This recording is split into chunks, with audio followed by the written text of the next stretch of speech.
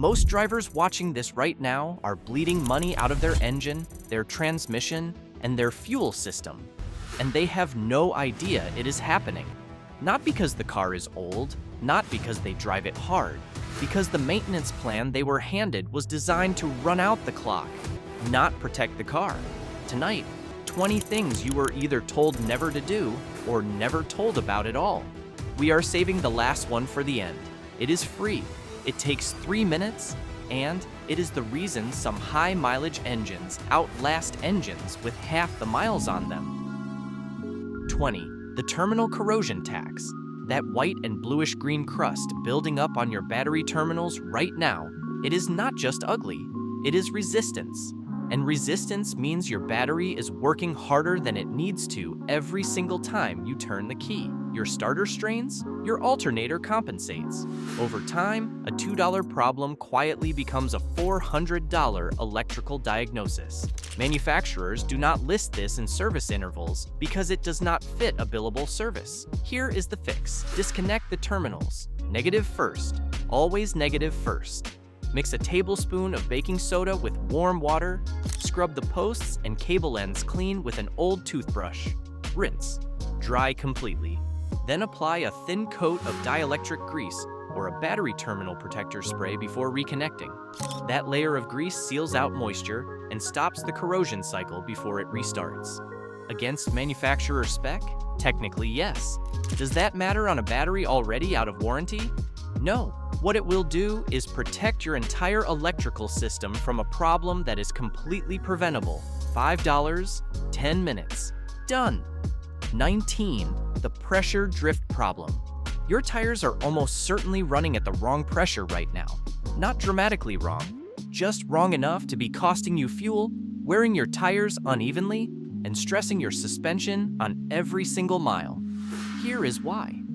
Most drivers check tire pressure at the gas station after driving, but heat from driving raises the reading by 4 to 6 psi above actual cold pressure. So you check it, it reads fine, and you drive away. Meanwhile, your real cold pressure, the number that governs fuel economy and tire wear, has been drifting low for months. The correct method is cold set. Check pressure only after the car has been sitting for at least 3 hours, or driven less than 1 mile at low speed. Use the sticker on the driver's side door jamb, not the number molded into the sidewall of the tire. That sidewall number is the maximum rated pressure, not your target. Two completely different numbers, and that confusion alone causes more premature tire wear than most drivers ever realize. Set to the door jam spec while cold. Check it monthly. That is it. Your manufacturer wants you at a certified shop for tire service. What they do not want is for you to catch that your pressure has been wrong for 2 years straight. 18. The fluid nobody changes. Ask 100 drivers when they last changed their brake fluid. Maybe 3 will have an answer. The other 97 are driving on fluid that has been slowly absorbing moisture from the air for years. And that moisture is doing damage they cannot see and will not feel until it is too late. Brake fluid is hygroscopic. It actively pulls moisture in through microscopic pathways in the brake lines, the master cylinder, and the calipers. Fresh fluid has a high boiling point, but fluid with 2 or 3 years of moisture absorption behind it can drop that boiling point significantly. Under hard braking, an emergency stop, a long downhill, a sudden highway slowdown, that compromised fluid can vapor lock. And vapor locked brakes mean a pedal that goes soft or drops to the floor. That is not a gradual problem. That is a moment-to-moment safety issue most service schedules quietly ignore. The fix is a $3 brake fluid test strip from any auto parts store. Dip it in your reservoir. If moisture reads above 2 to 3%, flush it. Full stop. Most vehicles need fresh fluid every 2 to 3 years, regardless of mileage. You would never know it from the sticker on your windshield. Against spec to flush early? Some manufacturers will say yes. Against your safety to wait? Absolutely. 17. The airflow compromise. Your factory air filter meets one standard extremely well. It satisfies emissions certification at the lowest manufacturing cost possible. What it does not do well is move air. And your engine is fundamentally an air pump. The more freely it breathes, the better it performs and the longer it lasts. Oiled aftermarket filters use layered cotton gauze instead of paper. They flow more air, they are washable and reusable, and when properly maintained, they can outlast the vehicle itself. Smoother throttle response, modest fuel economy gains, especially on higher mileage engines. Here is where the illegal label comes from. The EPA certifies emissions with the stock intake system in place. Swapping to an aftermarket filter puts you technically outside that certification. In most states, this will not trigger a failed inspection on its own. But if your state requires visual inspection of emissions components, check your local rules before making the swap. The filter runs between $40 and $70. Reoiling it every 50,000 miles costs about $10. A factory paper filter is $15 and goes in the trash every 15,000 miles. One caution, an over-oiled aftermarket filter can contaminate your MAF sensor and throw off your fuel trim. We are covering exactly what that means in just a few tips. 16. The belt nobody watches. Your Serpentine belt runs everything. The alternator, the power steering pump, the AC compressor. On many engines, the water pump, one belt, all of it. When it snaps, none of those systems work. Your battery stops charging, your engine can overheat in minutes, and you are on the side of the road with a tow bill attached to a completely preventable repair. Most service intervals put replacement somewhere between 60 and 100,000 miles. That number assumes moderate conditions. Hot climates, minor oil leaks near the belt, or heavy city driving can age a belt well before that threshold. The pre-failure inspection window is what most drivers never use. Every 60,000 miles, or every 2 years, look at the belt directly. 3 things: cracking across the ribbed underside, glazing, which is a hardened shiny surface on the belt, fraying at the edges. Any one of those 3 means the belt is inside its failure window. Not broken, but close enough that every cold start is a gamble. Replacing it yourself runs between $20 and $40 in parts, about 45 minutes of work. Replacing it after it snaps on the highway costs the belt, a tow, and potentially an overheated engine. This one is not even about bending the rules. It is something nobody tells you to look for until it is already too late. 15. The lifetime lie. If your vehicle has hydraulic power steering and the owner's manual says the fluid is lifetime, that word lifetime is doing a lot of heavy lifting. Power steering fluid degrades. It absorbs moisture over time. The additives that protect the pump and rack break down. The fluid darkens as metal particles from normal wear accumulate inside it. A system running on neglected fluid gives you early warning signs. Slightly heavier steering feel, a faint whine from the pump at full lock. Then the more expensive symptoms: seal failure, pump wear, rack leaks. Power steering rack replacement runs anywhere from $300 to over $1,000 depending on the vehicle. The fluid costs about $8 and takes 15 minutes. Use a turkey baster to pull the old fluid from the reservoir. Refill with fresh fluid to the correct spec for your vehicle. Do this 2 or 3 times over consecutive oil change intervals, and you have refreshed nearly the entire system. No pressure, no opened lines, no shop required. Manufacturers call it sealed for life because it makes the car cheaper to certify. Dealers call it sealed for life because opening it is a billable service. The fluid is cheap. The pump and rack are not. A system that has never been touched at 100,000 miles is not a healthy system. It is just a system that has not failed yet. 14. The sluggish throttle pattern.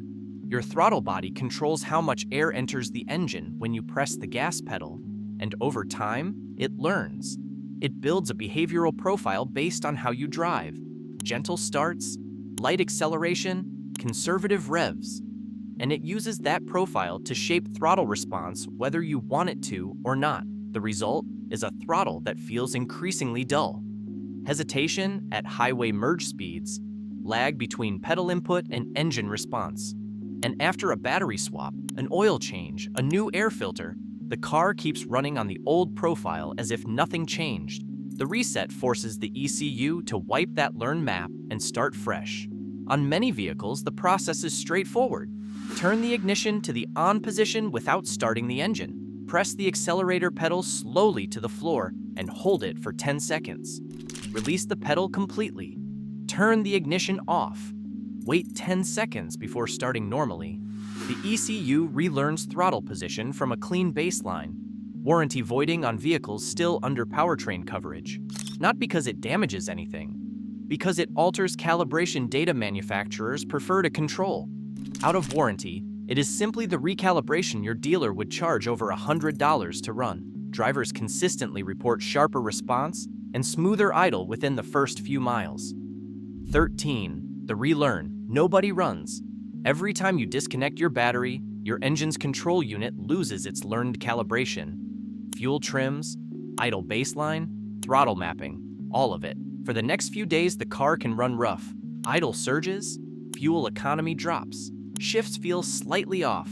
Most drivers assume something went wrong during the service. What actually happened is the computer is relearning from scratch. And without guidance, that process takes days of mixed driving to complete. Here is the faster way. After reconnecting the battery, turn the key to the on position without starting. Hold it for 10 seconds. Then start the car and let it idle completely undisturbed for 15 minutes. No AC, no radio, no touching the throttle, just a steady idle. That guided cycle gives the ECU a clean, stable window to recalibrate air-fuel ratio, idle speed, and throttle position at the same time. Run this same procedure after any major service. New oxygen sensors, a fresh air filter, a throttle body cleaning. Each of those changes shifts what the ECU expects to see. A forced relearn tightens the calibration immediately. Dealers call this a reprogramming service. The charge is typically between $100 and $150. The procedure is 15 minutes of leaving the car alone. That is the part they leave out. 12. The gap nobody checks. Every spark plug that comes in the box is pre-gapped at the factory. That sounds like a finished job. It is not. The factory gap is set to a general specification covering a wide range of engine tolerances. Not your specific engine, not your altitude, not your fuel quality, not your mileage. The gap is the distance between the center electrode and the ground electrode at the tip of the plug. Too wide and the coil strains to fire it, which can cause misfires under load. Too narrow and the spark is weak. Combustion is incomplete, and fuel economy suffers over time. A feeler gauge from any parts store costs about $3. Check each plug against your engine's factory spec before installation. On higher mileage engines, a gap set 1 to 2 thousandths of an inch tighter than factory spec can improve combustion consistency and smooth out a subtle roughness that has developed over time. This falls outside manufacturer spec because it alters combustion parameters from EPA-tested settings. It does not damage the engine. What it does is give your ignition system a fighting chance against the tolerance drift that factory specs were never designed to compensate for. Never install spark plugs straight from the box without checking the gap first. That step alone is worth more than most tune-ups. 11. The sensor swap setup. Your mass airflow sensor sits between the air filter and the throttle body. Its job is to measure how much air is entering the engine, so the ECU knows exactly how much fuel to inject. It does this using a thin, heated element. The rate at which air cools that element tells the computer the airflow rate. Over time, microscopic dust and oil residue coat that element. The sensor does not fail. It just starts reading low, and a low reading tells the ECU the engine needs less fuel than it actually does. The result is a lean condition. Harder cold starts, rough idle, reduced power under load, fuel economy that slowly declines with no obvious cause. Most shops quote a replacement sensor at $100 to $200. Before you spend that money, try cleaning it first. A can of dedicated MAF Sensor Cleaner, we will link our recommendation in the description, costs about $8. Remove the sensor. Spray the element from about 4 inches away. Do not touch the element. Let it dry fully for 10 minutes. Reinstall MAF specific cleaner only, not brake cleaner, not carburetor cleaner. In many cases, the idle smooths out within 5 minutes of driving. Fuel economy recovers within a tank. That is a potential $150 repair for $8.20 minutes. Link in description. 10. The Crankcase Contamination Loop. Your positive crankcase ventilation system manages pressure inside the engine. As pistons move, small amounts of combustion gases push past the rings and into the crankcase. Without a way to clear those gases, pressure builds and seals fail. So the PCV valve routes them back through the intake to be burned off. The problem is, those gases carry oil mist with them. That mist coats the intake tract, the throttle body, and on direct injection engines, it lands directly on the intake valves, which have no fuel spray to wash them clean. Over tens of thousands of miles, that oil mist becomes carbon buildup. Carbon on intake valves causes rough idle, hesitation, and eventually a cleaning service that can run several $100s to correct. A catch can solve this. It installs in the PCV hose between the valve cover and the intake. It traps the oil mist, collects it in a small canister, and lets clean vapor continue through the system. You drain it at oil changes, usually just a small amount of residue, and your intake stays clean. Kits run between $30 and $80. Installation is about 30 minutes. This technically modifies the emissions circuit, putting it in warranty-voiding territory. On a direct injection vehicle with over 50,000 miles, the carbon buildup it prevents is worth far more than the kit costs. 9. The coolant nobody flushes. Coolant does not just control engine temperature, it carries corrosion inhibitors that protect your aluminum components, your water pump, your seals, and your heater core from the inside out. And those inhibitors deplete over time. Once they are gone, the coolant itself becomes mildly corrosive, doing slow, steady damage to the very parts it was designed to protect. Most manufacturers now list coolant as long life, 100,000 miles on certain formulations. That interval assumes a perfectly sealed, uncontaminated system. It does not account for a failing pressure cap, a small air intrusion, or coolant that was topped off at some point with the wrong chemistry. Mix two incompatible coolant types, and you can accelerate additive depletion significantly. An inexpensive coolant test strip, a few dollars at any parts store, tells you in 30 seconds whether the inhibitor package is still active. If the strip shows depletion, flush and refill regardless of mileage. Drain the system. Flush with distilled water, refill with the correct coolant type for your specific vehicle, mixed to the right ratio for your climate. Not universal unless the label explicitly confirms compatibility with your engine's metallurgy. Water pump replacement runs several $100s on most engines. A coolant flush runs about $20. The math has only one answer. 8. The differential drain tax. If you drive a rear-wheel drive, four-wheel drive, or all-wheel drive vehicle, you have at least one differential. Some of you have 2 or 3. The differential is the gear assembly that allows your wheels to rotate at different speeds through corners. It runs on thick gear oil under tremendous pressure every single time the axle turns. And almost nobody services it. Differential fluid is not on service reminder stickers. It is not mentioned at oil change intervals. Most manufacturers list it as sealed for life, if they mention it at all. The result is a significant number of vehicles on the road right now running differentials on fluid that has been in there since the factory fill. That fluid breaks down. Extreme pressure additives deplete. Moisture enters through the vent. Metal particles from normal gear wear accumulate. Symptoms start subtle, a slight whine in corners, occasional binding on tight turns in four-wheel drive, then more expensive. Bearing wear, gear scoring, full differential replacement. On a truck or SUV that runs from $500 to well over $2,000. On most vehicles, draining and refilling the differential gear oil is a 30-minute job. Fluid runs between $15 and $30 per axle. Not glamorous maintenance, but some of the cheapest insurance you can buy on any four-wheel drive or all-wheel drive vehicle. 7. The transmission flush trap. Ask a shop whether you should flush your transmission fluid, and you will get one of two answers depending on what they are selling. Some push a full flush. Others say, do not touch it. Both answers have a problem. A full transmission flush on a high-mileage vehicle that has never been serviced carries real risk. Old fluid, despite being degraded, still contains some friction modifier chemistry. A sudden, full replacement can disturb clutch pack behavior and sometimes trigger shifting problems that were never there before. The safer approach is a partial drain and refill. Most transmission pans hold between 4 and 7 quarts. Drop the pan, replace the filter if accessible, refill with the correct fluid to spec. That replaces roughly 30 to 40% of the total fluid volume.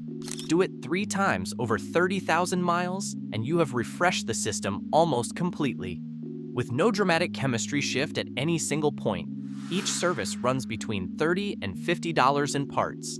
A transmission rebuild runs from $1,500 to over $4,000. Warranty voiding on vehicles still under powertrain coverage, unless done at an authorized dealer. On anything out of warranty, it is simply the maintenance your car needed and never received. Start at 60,000 miles. Do not wait for symptoms. By the time you feel a slipping transmission, you are already looking at a very different bill. 6. The oxygen sensor drain. Your oxygen sensors monitor the exhaust stream constantly. They report back to the ECU whether combustion is running rich, lean, or at the ideal air-fuel ratio. A healthy sensor cycles rapidly between readings, helping the computer maintain efficient fuel delivery on every combustion event. When an oxygen sensor degrades, it rarely fails outright. It slows down, response time increases, readings become less accurate. The ECU defaults to a slightly richer fuel mixture as a safety measure. The engine burns more fuel than it needs to. Cold starts get harder, emissions rise. Eventually, a check engine light appears pointing to sensor performance. Replacement sensors run between $50 and $200 depending on location and vehicle. Before replacing, many sluggish sensors respond well to cleaning. Remove the sensor carefully. A shot of penetrating oil on the threads. A day before removal helps significantly on high-mileage vehicles. Soak the sensor tip in a dedicated sensor-safe cleaner for several hours. Let it dry completely before reinstalling. Use sensor-safe cleaner only. Oxygen sensors are emissions components, which puts cleaning them in EPA gray area territory. In a commercial repair context, tampering with emissions components has federal implications. For a private owner maintaining their own vehicle, the practical concern is doing it correctly or skipping it and paying for a new sensor. Know the distinction before you proceed. 5. The injector drift. Fuel injectors are precision instruments. Each one opens and closes thousands of times per minute, firing a measured spray of fuel into the combustion chamber. New, they produce a fine atomized cone. Over time, varnish and residue build up on the nozzle tip and change that spray pattern. From a clean cone to an irregular stream that does not mix with air the same way. You will not feel it dramatically at first. Slightly harder cold starts, marginally slower throttle response, a faint roughness at idle that was not there before. Then fuel economy begins to drift. Slowly, over thousands of miles, tank-based additives help with mild buildup, but they are diluted through the entire fuel system before reaching the injector tips. The more direct method runs a concentrated injector cleaner through the fuel rail at full strength. This delivers undiluted cleaning chemistry directly to the nozzle tips, which is exactly what professional injector service equipment does. This is a warranty-voiding procedure. Ensure all connections are secure. Do not run the engine longer than necessary on non-fuel fluid. Done correctly, the results are immediate. Smoother idle, cleaner cold starts, sharper throttle response within the first 100 miles. A professional injector cleaning service runs between $80 and $150 at most shops. The same result at home costs about $15 and an hour of careful work. 4. The friction tax. Every time your engine runs, metal moves against metal. The oil film between those surfaces is what prevents direct contact. But that film has limits. At cold start, before oil pressure fully builds, there are several seconds where metal surfaces experience more wear than at any other point in the drive cycle. Not dramatically, but steadily. Over hundreds of thousands of cold starts, that cumulative wear adds up in ways factory oil specs were never designed to fully address. High-mileage friction modifier additives work by bonding microscopic protective compounds to metal surfaces. Molybdenum disulfide or similar chemistry forms a sacrificial layer that reduces friction during those critical cold start seconds. Engines treated with a quality friction modifier consistently run quieter, maintain oil pressure longer between changes, and show reduced wear on bearing surfaces over time. This is where manufacturers push back. Modern oils already include a friction modifier package. Adding aftermarket chemistry technically places you outside the oil specification your engine was certified on. On a lower mileage vehicle still under warranty, that matters. On a high mileage engine, the additive provides protection the factory spec was not designed to address. We will link the product we recommend in the description, compatible with both conventional and synthetic formulations. Use it at oil change intervals only. Follow the dosage on the label. Link in description. 3. The cleaner nobody uses correctly. Every auto parts store sells fuel system cleaners. Most drivers who use them pour the bottle into a full tank and drive. That approach dilutes the cleaner to the point where it has minimal effect on anything but mild surface deposits. It is not wrong, it is just not enough. The correct protocol concentrates the treatment. Add the cleaner to a nearly empty tank, 2 to 3 gallons remaining, before filling up. This delivers a higher concentration of active chemistry through the injectors during the first portion of the tank. That is where the deposit clearing work actually happens. Follow with a sustained highway drive, 30 to 45 minutes of consistent throttle to keep exhaust temperatures elevated. This helps carry loosened deposits through the combustion cycle. Done this way, once or twice a year, a quality fuel system cleaner addresses injector varnish, intake deposits, and combustion chamber carbon in a single treatment. The key ingredient to look for is PEA chemistry, polyetheramine. Independent testing consistently identifies it as the active compound that actually breaks down carbon deposits. Not every cleaner on the shelf contains it. We will link our recommendation in the description. Use it correctly, and it earns its cost back in fuel economy within 2 tanks. Link in description. 2. The compliance window. Modern engine management systems are adaptive. They listen to the engine through knock sensors, accelerometers that detect the subtle vibration of detonation, and they adjust ignition timing in real time. Run fuel that knocks and the ECU pulls timing back.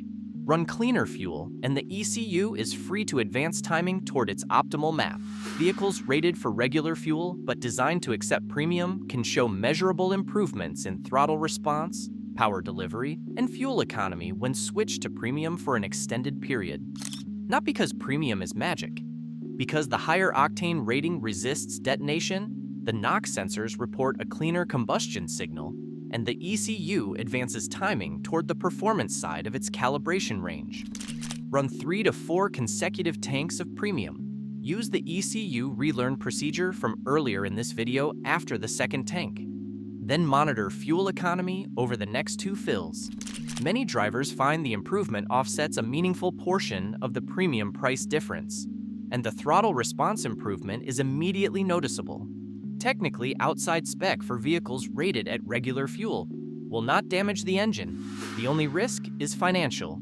Know your engine, know your map, then decide. 1. The catalytic compromise. We saved this one for last deliberately, because this is the one on this list that carries a real legal distinction, and we are not going to gloss over it. Your catalytic converter is a federally protected emissions device under the Clean Air Act.